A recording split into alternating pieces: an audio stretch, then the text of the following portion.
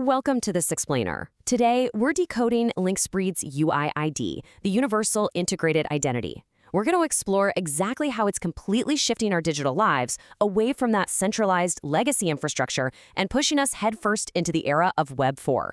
Look, if you've been following the evolution of the internet, you already know that protecting your digital identity is absolutely paramount right now. So we're going to break down exactly how this architecture works, pulling directly from the source material, and uncover why it is an absolute game changer for your daily digital interactions. Let's get right into it. Okay, so let's kick things off with a pretty critical question. Who really owns your digital identity? I mean, in a world literally built on surveillance monetization and cross-correlated tracking, who actually holds the keys to your data? Think about your digital footprint for a second. Every single login, every click, every platform you use. Up until now, traditional siloed corporate architectures have pretty much dictated the terms of your entire digital existence. But what happens when we finally decouple our identity from those specific platforms? Well, that brings us to the massive contrast between the vulnerability of the legacy internet and the super empowering model of Web4. Think about legacy Web 2. It's defined by centralized silos, right? It's all about surveillance monetization and cross-correlated tracking. Basically, it's an ecosystem entirely built on monitoring you. Now contrast that with sovereign Web 4. Here, the architecture is totally decentralized. Privacy and localized edge computing take center stage. And honestly, the most important takeaway here is that you, the user, actually become the ultimate administrative authority of your own data ecosystem. All right, Section 1. Welcome to Web 4, transitioning to a decentralized ecosystem. So how exactly does Linkspreed's UIID actually bridge the gap between us humans and the broader internet infrastructure? Well, the crucial point is this bridging pipeline. It's a four-step migration process. First, it converts all those traditional social and banking logins you use every single day into sovereign, decoupled Web4 keys. Then, step 2, it verifies your human status. Once that's confirmed, step 3 is where the real magic happens. The system actively severs your connections to that legacy tracking. It just cuts the cord. And finally, step 4, you unlock a secure, private infrastructure. It's a completely clean break from those old monitoring systems. And, there is a very immediate, tangible benefit to making this transition. As a direct reward for proving you're human and severing those old tracking ties, UID instantly unlocks 100 gigabytes of secure Web4 storage exclusively for you. And to be clear, this is not just cloud storage sitting in some vulnerable, centralized server farm somewhere. No, this is your own sovereign space right within the Web4 ecosystem. Moving right along to Section 2, splitting your digital identity, core IDs and aliases. This is where things get really clever. By splitting your digital presence into this dual-layer system, the architecture completely changes the game against platforms trying to monitor your behavior. So on one side, you've got your core ID. Think of this as your master sovereign identity presence. But here's the kicker. You don't actually use this everywhere. Instead, you generate what are called aliases. These are multiple context-specific identities you use for different independent services. By using these aliases, the UID architecture effectively blinds those external platforms. They literally can't cross-correlate your web behavior or track you across different services anymore because the thread connecting all your activities, it's completely invisible to them. Now, you might be wondering, how do we actually ensure these identities are real and secure? Well, the answer is hardware-anchored biometric security. These identities are secured locally within physical security modules using WebAuthn standards. Because this entire setup requires localized physical biometrics on your specific device, attempting to create massive bot networks or those deepfake throwaway profiles we see everywhere, it's now mathematically and economically impossible. You simply cannot fake that physical hardware anchor at scale. No way.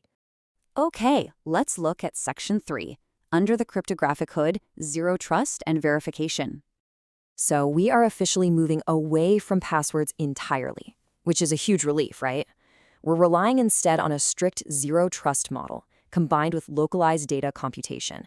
And a foundational element of this anonymity is the concept of zero-knowledge proofs, or ZKPs. Think of a ZKP kind of like a bouncer at a club who can securely verify you're over 21 without ever actually seeing your name, your address, or your full government ID. It's basically the cryptographic validation of a statement, like, hey, I'm over 18 or I'm located in this country, without ever revealing the foundational data strings behind it. And it's amazing how these highly technical mechanisms directly translate into tangible, real-world privacy. As we just saw, zero-knowledge proofs protect your actual identity data during verification. Meanwhile, WebAuthn and passwordless auth swap out hackable passwords for local biometric key pairs. That completely eliminates the need for centralized databases, which frankly makes any intercepted mid-transit data utterly useless to hackers. It's just garbage data to them. Finally, you have the decoupled superprocess engine. This integrates your identity tokens straight into localized computing routing layers. And what that really does is protect your global contracts, subscriptions, and logistics by keeping them entirely away from those massive cloud monopolies. All right, Section 4, Passports for AI and Machines, the V2.8 expansion.